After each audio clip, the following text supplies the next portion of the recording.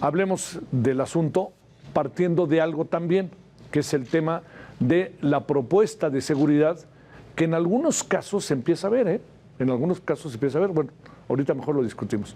Está con nosotros Renato Sales Heredia, exfiscal de Campeche, licenciado en Derecho por la Universidad Iberoamericana, estudios de maestría en Filosofía en la Universidad Nacional Autónoma de México.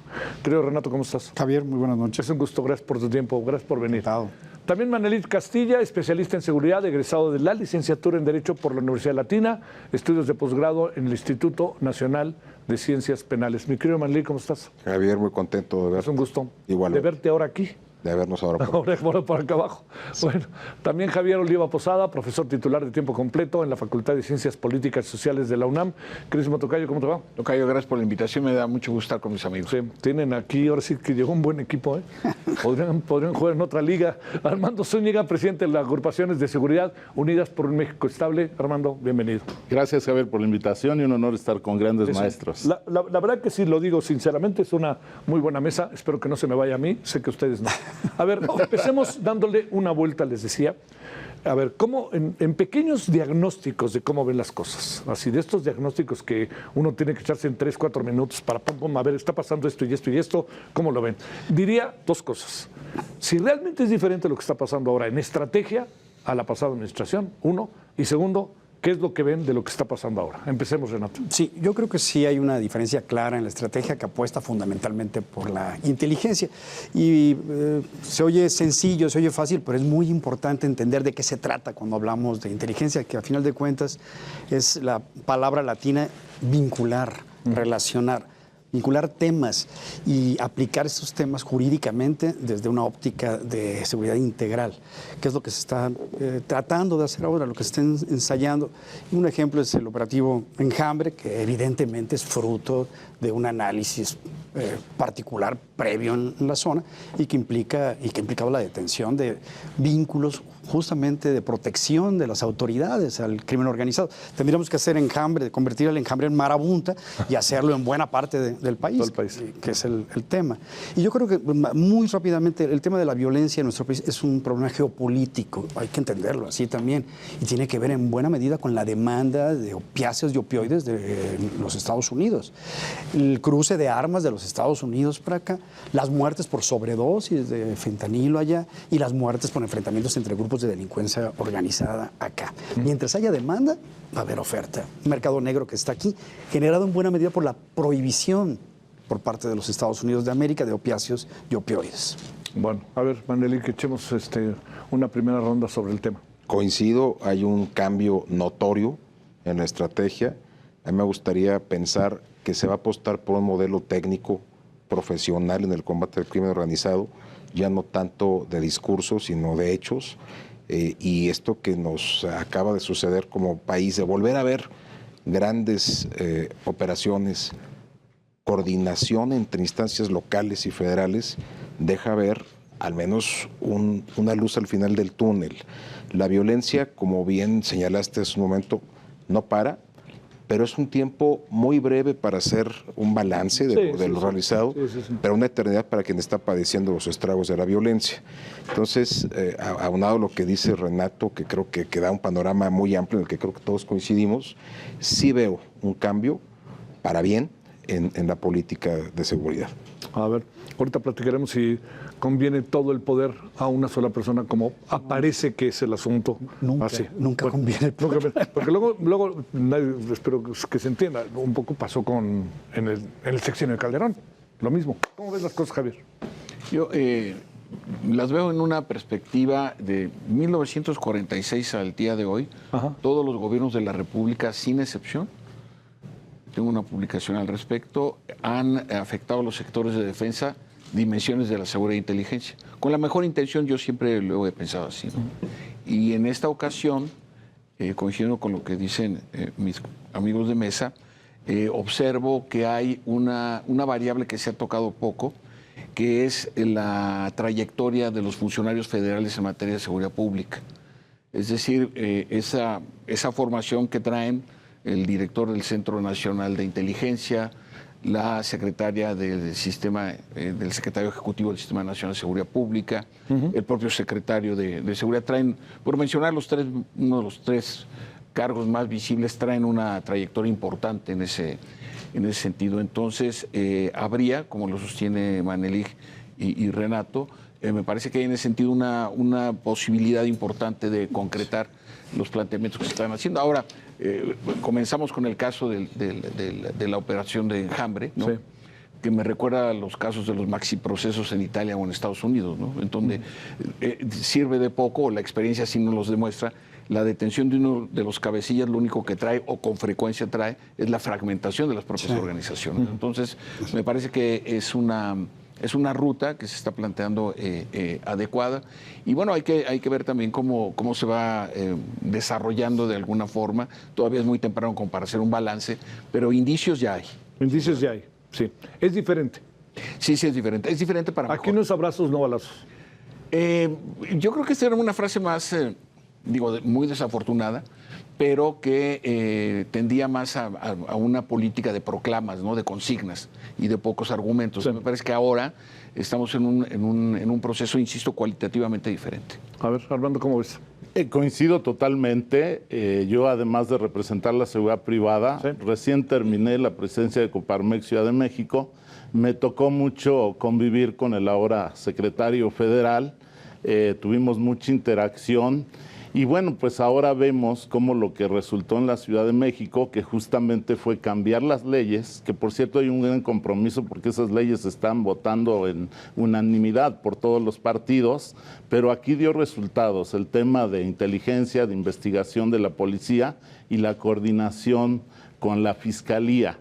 Obviamente no es lo mismo verlo a nivel nacional, va a necesitar el apoyo de las Fuerzas Armadas, de la seguridad pública, de la parte municipal, que es donde hay una gran área de oportunidad histórica de la capacitación, de la dignificación de los sueldos de las policías municipales, pero yo creo que se incluye a todos.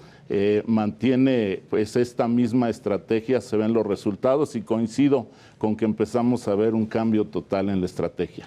Bueno, a ver, de lo que va del sección anterior y a una sola cosa, la oposición le dijo no al gobierno, que es la integración de la Guardia Nacional a las Fuerzas Armadas. A todo lo otro que pidió Andrés Manuel López Obrador y pidió Claudia Sheinbaum, le han dicho que sí. A ver, no estaremos concentrando o generando muchas expectativas bajo esto. Todos partimos de que el tema del país es la seguridad. ¿Cuántas encuestas dirán eso? Todas, ¿no? Dígame usted cuál es el principal problema del país, la seguridad. A ver, no se estará concentrando mucho el asunto. En fin, echemos a andar una segunda ronda sobre eso. Bien, la concentración de fuerzas en el ejército data de tiempos de finales del sexenio de Carlos Salinas. Se agudizó extremadamente en la administración de Andrés Manuel López Obrador. Yo siempre he sido de la opinión de que los policías no quieren ser soldados y que los soldados no quieren ser policías, que son labores completamente distintas y lo hemos vivido.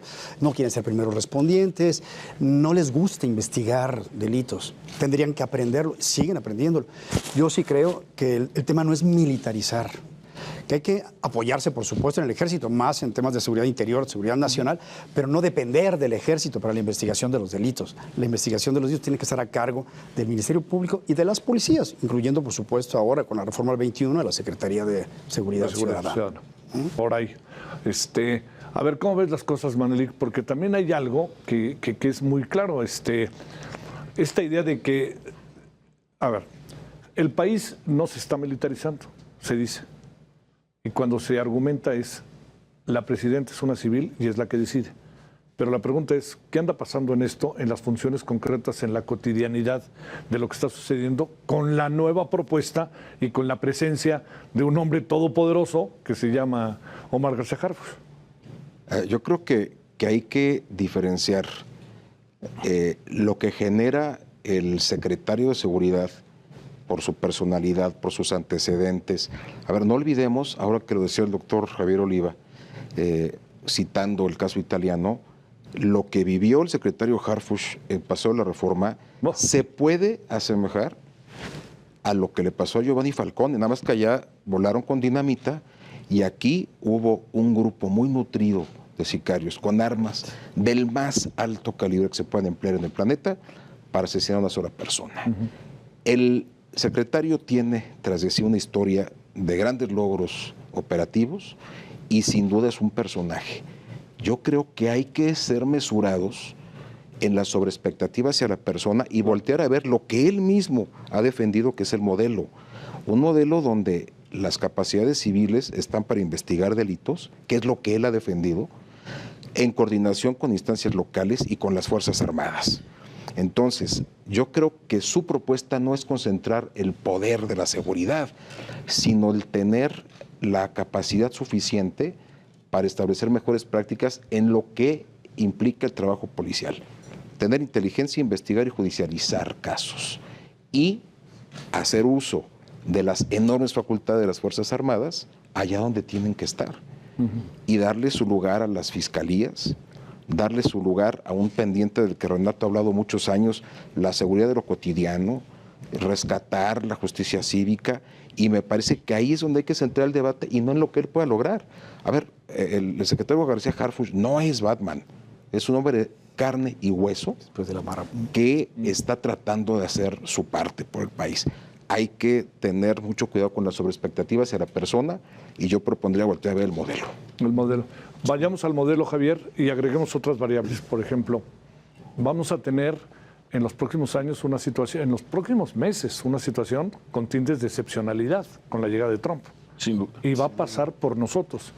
Y traemos algo que nos cruza, que tendremos que quedarnos unas 3 horas platicando de ello, que es el tema de la reforma del Poder Judicial, que es otra cosa que no se ha pensado, no se ha hablado en todo el tema de la reforma del Poder Judicial en los términos de la seguridad. A ver, ahora sí que venga la provocación, querido Javier. Bueno, lo que pasa es que son dos procesos paralelos. Sí. En donde lo que se está observando, en el caso específicamente de los programas y políticas en materia de seguridad pública, que atienden a las características de una ola creciente, y la nota introductoria la que tú presentaste esta mesa, pues son números del Secretario Ejecutivo del Sistema Nacional de Seguridad Pública, que eso me parece muy importante, que hay que reconocer que son los datos que se proporcionan, ¿no? Sí. Y no hay, es información oficial, sí, eso está muy bien. Que es con lo que yo trabajo. Sí. Entonces, eso es por un lado. Pero por el otro lado tenemos, y bueno, ni más ni menos aquí la experiencia de mis compañeros de mesa, que es mucho más extensa que la mía, en lo que se refiere específicamente al porcentaje de delitos del fuero común y del fuero federal, ¿no? Con datos recuperados por el INEGI, 95% de los delitos son del fuero común, sí, y el 5% son del fuero federal. Lo que pasa es que los delitos del fuero federal son mucho más mediáticos, si me permiten la expresión coloquial. No, sí, ¿no? Sí que lo son. Entonces, en esos términos, por eso es muy importante que en el proceso de la reforma al Poder Judicial de la Federación, el ámbito específicamente, lo que se refiere a la materia penal, pues va a tener una carga formidable de actuación ágil, oportuna, transparente, para poder acompañar a esta otra reforma. Porque es cierto, lo que tú señalas, no se ha referido a este paralelismo, que pues, ojalá y en algún momento sea convergente y no se mantenga como dos vías paralelas en donde no hay una plena convergencia, sobre todo por lo que más le preocupa a la sociedad, como tú lo apuntabas, ¿no? Sí. Es el tema de la seguridad pública, del día a día. ¿Qué tutela la seguridad pública? Aunque suene bueno, yo por deformación soy profesor. No, la seguridad pública, ¿qué tutela? La integridad de la persona, la integridad de su patrimonio y el libre ejercicio de sus actividades cotidianas. Para eso no necesita a las Fuerzas Armadas. Claro, claro. A ver, Armando, te planteo el asunto y también bajo una mirada, o sea, de alguna manera, un estudioso, dos que han estado ahí en el... no hablemos de Renato, pero la pregunta es, el sector privado, ¿esto cómo lo ve? O sea, porque, espérame, hoy se dieron a conocer las extorsiones del último año, del pasado sexenio. Es una locura, ¿no? Y es el registro, es la cifra conocida, la cifra negra, ¿cuál crees que sea? A ver, ¿qué le pasa a los comercios de la Ciudad de México, a los comercios de todo el país? Es de las más altas, sin duda el delito de extorsión es un delito de más cifra negra y de los que más sigue creciendo. Y es una parte también de leyes. Hoy en día no hay una ley a nivel nacional donde pueda judicializar la parte de extorsión. De por sí es un delito muy difícil de poder combatir porque siempre se esconden atrás de un mensaje, atrás de un teléfono, y cuando logran hacer una detención, simplemente el Ministerio Público no puede integrar una carpeta para poder procesarlo. Nosotros desde los organismos empresariales hemos estado impulsando algunas leyes, entre ellas está el de una ley general de extorsión, también una ley de ciberseguridad, una ley de seguridad privada, que también ahí es todo un tema, y una ley de registro público vehicular. Y ahora vemos esta oportunidad de tener estas leyes que puedan complementar en la estrategia del secretario. Que esta es la cosa que hay que echar para adelante en el Congreso, ¿no? Totalmente. Sí, porque además también viene otro problema. Traemos las leyes secundarias de la reforma al Poder Judicial que van a ser seguramente muy controvertidas, ¿no? Por supuesto. Que de hecho ya lo son. A ver, hay quien dice, no hay nada como ante la justicia, no hay nada como el poder, como el rango federal. El rango local te metes en un problema del cual no sales. ¿Es cierto o no? Hay un tema, se confunde qué debiera ser federal y qué debiera ser del fuero común. Sí. Y pongo un ejemplo. Ley Federal contra la Delincuencia Organizada, tú lees el listado de delitos que aparecen en la Ley Federal contra la Delincuencia Organizada, que son muchos, y hay uno que no aparece. Un delito que es fundamental y que acabas de mencionar. Homicidio. El homicidio doloso no se considera un delito vinculado con delincuencia organizada y de pronto se enfrentan 25 personas del cártel Jalisco Nueva Generación con 50 del cártel de Sinaloa y tenemos 34 cadáveres en un estado de la República.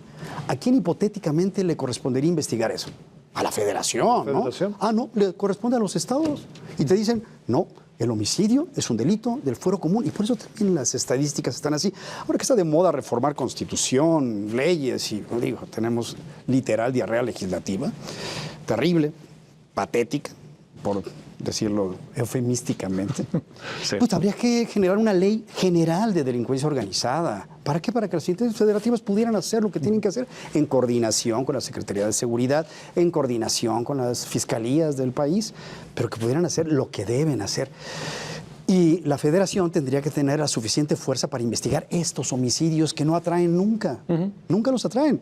Tú tienes, te digo, en cualquier estado de la República, y lo pueden avalar todos los fiscales del país, delitos vinculados con delincuencia organizada, y los tienes que investigar tú. Sí, sí. Y muchas veces dices, mejor los investigo yo, porque si no, si crece esto, las consecuencias no se van a quedar en homicidios nada más entre grupos. Son extorsiones, cobro de derecho de piso, secuestros, lo que pasa en Guanajuato, lo que pasa en Michoacán, Guerrero. Lo que pasa en Guerrero. A ver, el limón. Pues el sobreprecio del limón, sí. ¿A qué se debe? Pues a los grupos de narcotraficantes que están cobrando el impuesto del limón. Las pepitas detrás de la catedral tenían una setita y costaban 5 pesos más que las pepitas del otro lado, porque en la época de los zetas era el impuesto zeta. Y si cobraba la señora 5 pesos menos, al rato su cabeza estaba sobre las pepitas. Sí. Estamos muy lejos de resolver el problema, Manelik, es porque yo creo que esto es lo que todos nos planteamos, más allá de la expectativa, ¿no?, propia de lo que está pasando. Sexenio nuevo, piensa uno, vida nueva, vete a saber, ¿no? Pero te pregunto, Manelik, estamos muy lejos de resolverlo. A ver, y lo planteo con lo siguiente. Por ejemplo, yo critico lo de Sinaloa, más allá de todo, porque me da la impresión de que no tienen claro el diagnóstico de lo que está pasando, ¿no? Entonces dicen, bueno, ya se van a arreglar. O sea, pues vamos a hablar con la delincuencia organizada. A ver, ¿estamos muy lejos de resolverlo? ¿O qué es lo que alcanzas a apreciar? Oye, en la experiencia de que ustedes estuvieron sentados ahí y ahí trataban y les hablaban y los amenazaban, ¿no? Bueno, si por resolver el problema nos referimos a que el Estado imponga condiciones, sí, eso me refiero. Me parece que no va a ser en el corto plazo, cuando la delincuencia organizada regrese a donde tiene o tendría que estar hipotéticamente, alejada de la ciudadanía, alejada de los grandes centros urbanos, alejada de aquellos lugares donde las familias y los ciudadanos de bien quieren realizar sus proyectos de vida, y regresar a aquellos lugares donde nadie los ve, donde se esconden de la autoridad. Ese sería el escenario ideal, que el Estado vuelva a imponer condiciones. La experiencia internacional nos señala que cuando hay voluntad, cuando se abren procesos serios, cuando caen generadores de violencia, cabezas criminales, los grupos tienden a cuidarse del Estado. Claro. Entonces, en ese sentido, yo sí veo condiciones de que esta política, esta estrategia de continuar como estamos diseñando hoy, o estamos de manera optimista visualizando estos primeros 100 días, sí. Creo que hay condiciones para pacificar y para replegar a grupos criminales que ya se habían acostumbrado a estar impunemente tratando de convivir en espacios donde no les corresponde.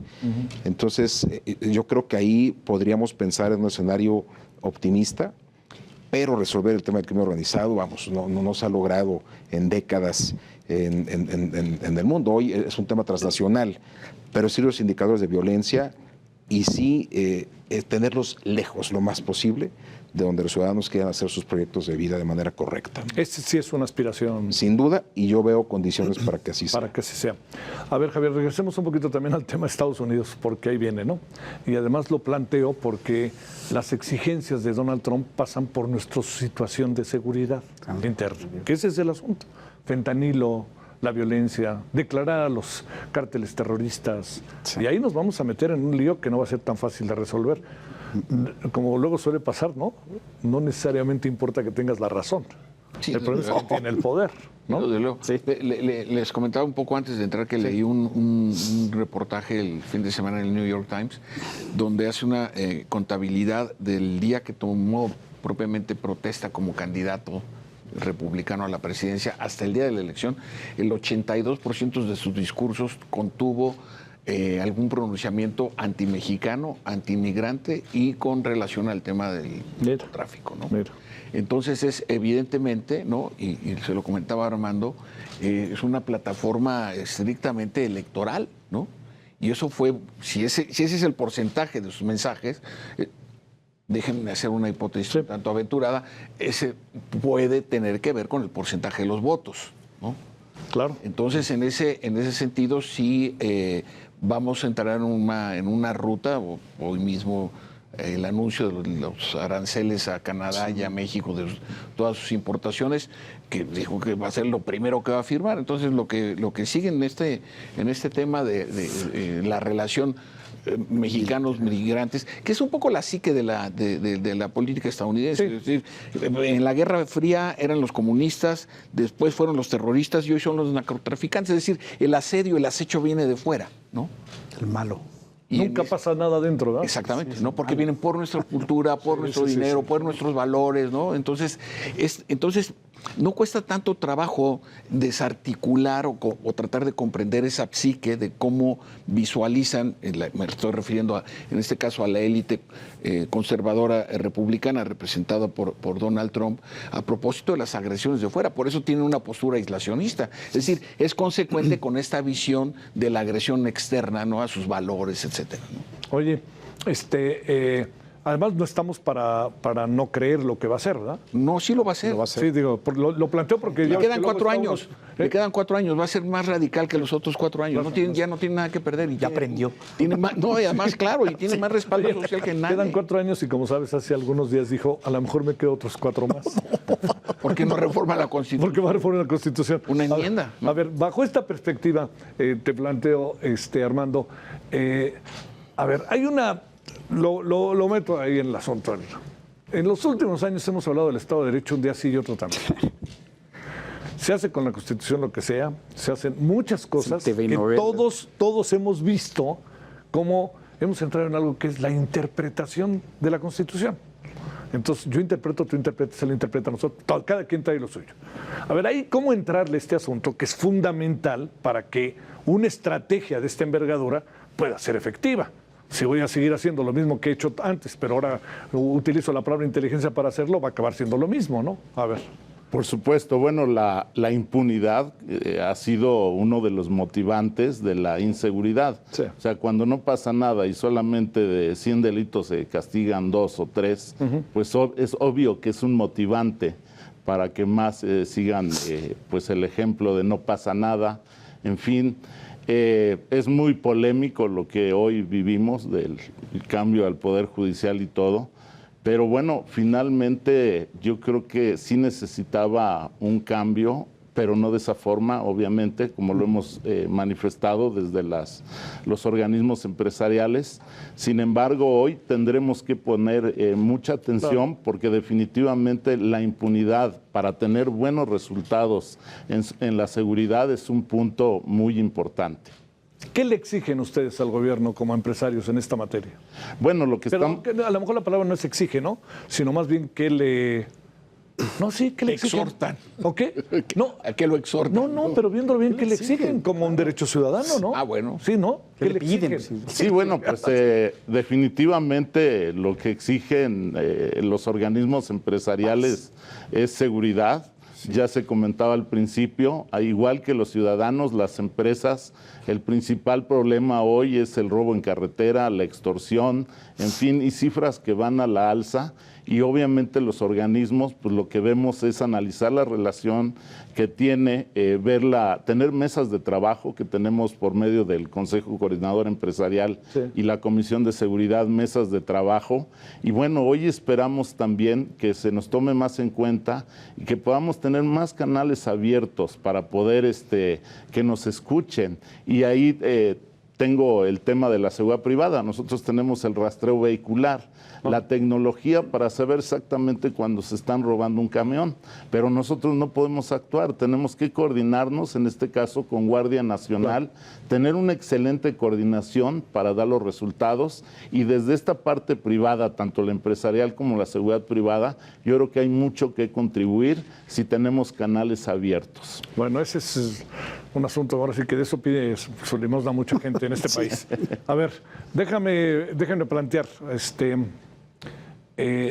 cuando uno está en cargos como los que ustedes tuvieron, de repente uno sabe que ustedes deben de defender el Estado de Derecho, pero a veces defender el Estado de Derecho puede significar algo que se les pueda revertir, es decir, el debido proceso, ¿no? Toda una serie de variables. A ver, ¿qué es esto de estar ahí sentado y tener que respetar el Estado de Derecho? ¿No? Pues lo respetas. Si llegaba un amparo concedido, tú podías no estar de acuerdo con el juez de distrito, pero acatabas la suspensión, Pero eso, acatabas el amparo. ¿Piensas que es una práctica general o no tanto, Renato? No, ¿Qué no, piensas? sí, era una práctica general, cuando menos en la mayor parte de las fiscalías estatales y en la mayor parte del país. Tú podías estar en desacuerdo con el juez de distrito, con el magistrado de circuito, decías, no lo voy a hacer, y te imponían una multa, acababas pagando la multa, y lo platicábamos hace un rato, justo con Manuel, con Javier y con Armando. A nosotros nos pasó, que nos decíamos, no podemos mover al hijo del Mencho de Oaxaca a Jalisco, aunque nos lo ordenen. No lo vamos a hacer. Pues acatamos al final y pagamos, pero preferimos pagar que... Entonces, pero respetábamos. Esta variable ¿Qué del está Estado de sucediendo Derecho? ahorita? A ver. Estado de Derecho. Pues la verdad es que un Estado constitucional, democrático, de derecho, la Constitución se define o el orden constitucional se define desde 1789 en la Declaración Universal de los Derechos del Hombre y del Ciudadano, la Revolución Francesa, como garantías, derechos fundamentales y división de poderes. Si tú terminas con uno de estos pilares, pues ya no tienes Constitución. Es decir, si tú dices, se acabó el Poder Judicial, ¡pac!, y das un hachazo, bueno, pues tendrás algo ahí que no va de acuerdo ya con lo que tú entendías por Constitución, o lo que se entendía desde una órbita sobre el liberal, sí, vamos a llamarlo así, por Constitución o por Estado democrático de derechos. Entonces dicen, bueno, ¿qué significa esto? ¿Que es la desaparición del Poder Judicial? Pues en buena medida significa un atentado contra el Estado democrático de derecho, y hay que decirlo claramente. A ver, ahí cómo ves las cosas, Maneli, con un tema tan fuerte que pasa por la seguridad. A ver, quienes tenemos vocación de servicio, tenemos también necesariamente un apego irrenunciable a la ley. Sí. Lo que nos hace distintos a otras personas que tienen capacidad de ejercer la fuerza es el respeto a las leyes. Es jugar con reglas que a veces, cierto, no le dan ninguna ventaja a las instituciones. Y lo hemos platicado muchísimo, muchísimo. ¿Qué pasa en aquellos casos cuando los grupos criminales se diseñan para la impunidad? Cuando tienes personas asesinando a otras que no tienen identificaciones, que no tienen un teléfono con cual vincularlos, que no tienen arraigo en la zona y que tienen toda una ingeniería del mal para que la ley no los alcance. ¿Qué pasa en esos casos? Bueno, ejemplos hay muchos, pero como servidores públicos me parece que lo que nos hace distintos y lo que da los triunfos contundentes es hacerlo con apego a la norma. Sin duda. Por eso decía al principio, qué relevante es que se cumplimenten órdenes de aprehensión, qué relevante es que las instituciones hagan su trabajo y que haya jueces, finalmente, hablando del Estado de Derecho, que transformen el trabajo policial en actos verdaderos de procuración de justicia. Y eso solo se logra con la ley. ¿Todo el poder a Omar García Harfuch? No, me apoyaría en una de las participaciones de Manelik. Hay una sobreexpectativa que es explicable por parte de la sociedad. Lógicamente llevamos décadas en una pendiente por distintas circunstancias en donde las condiciones de inseguridad se van agravando y extendiendo. Entonces, al plantearse una vía, una opción, una construcción que incluso es bien interesante, la reforma al artículo 21 y las atribuciones que se les dan a la Secretaría de Seguridad para no personalizar, la votación fue unánime. No hubo un solo voto en contra ni ninguna abstención. ¿Y esto qué significa? Que me recuerda a la votación de mayo del 2019, cuando se aprueba la Guardia Nacional con Andrés Manuel López Obrador, siendo el presidente, que es un enorme respaldo, primero legislativo, segundo, es un enorme respaldo político, pero aquí viene el punto fino, es un problema de carácter nacional. Entonces, lo alejas de esta partidización que a veces me parece que es un tanto nociva, ¿no? Y entonces esta convergencia puede ser de una enorme utilidad, puede ser un bono muy útil, ¿no?, para poder construir los siguientes pasos. El gran reto no solamente es la personalización, sino mantener esta cohesión en medidas subsecuentes que conduzcan justo a preservar esta vinculación, porque no es frecuente encontrar en México, en la historia legislativa, del Poder Legislativo, votaciones unánimes, ¿eh? Y me refiero ya en el periodo de la democracia razonablemente competitiva en nuestro país, ¿no? Entonces, me parece que este dato hay que valorarlo porque tiene mucho peso positivo, quiero decir, en el arranque de un nuevo programa, una nueva política. No diría estrategia, todavía hay que ver cómo se va aplicando, pero de que hay esta sólida base política legislativa, me parece que es un plus muy importante. El problema es la seguridad, ¿no? O sea, ustedes lo ven como todos, ¿no? Pero el sector privado, me imagino, las cosas que hemos visto últimamente en las carreteras son para asustarse y ya te secuestran hasta cuando te entrevistan. Por eso yo nunca hablo por teléfono, nunca me entrevisto a mí mismo. A mí mismo en la carretera, ni de broma. No, pero a ver, ¿cómo ves esto? ¿Es la seguridad el problema? Sí, bueno, realmente el problema es de la seguridad, tanto para el tema empresarial como también para la sociedad. Solamente en la pandemia la salud superó el problema de la seguridad, pero después de la pandemia el problema es el mismo. Y es la tranquilidad de tus colaboradores, la tranquilidad de tu familia, el salir los fines de semana, cuando antes nos encantaba visitar los estados, los pueblos, y ahora ya no lo puedes hacer. A mí me encantaba manejar de noche, ya no lo puedes hacer. No. Entonces es vital tener hoy una contención.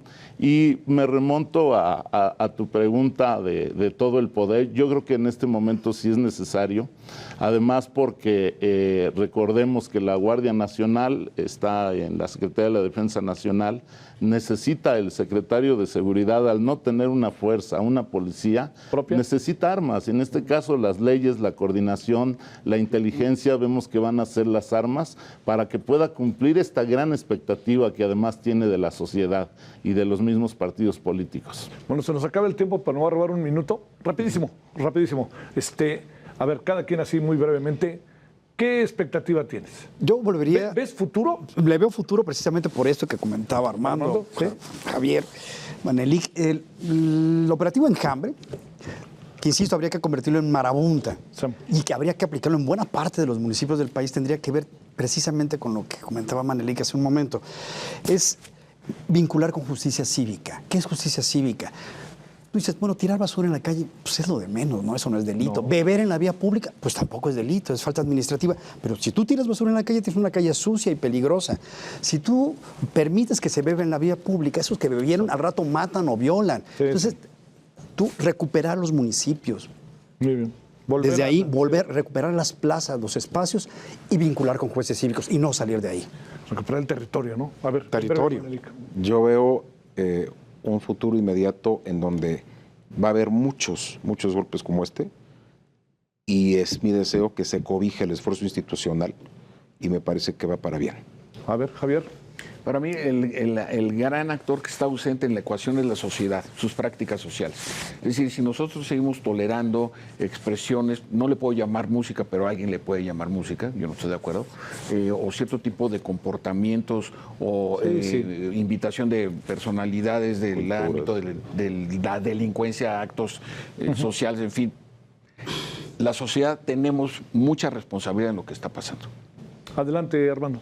Yo creo que hoy tenemos en el secretario una persona que tenemos que darle toda la confianza, y así lo ve la mayoría desde el sector empresarial, sumar toda la confianza desde la sociedad, desde la empresa, para esperar estos mejores resultados que personalmente creo que se van a dar.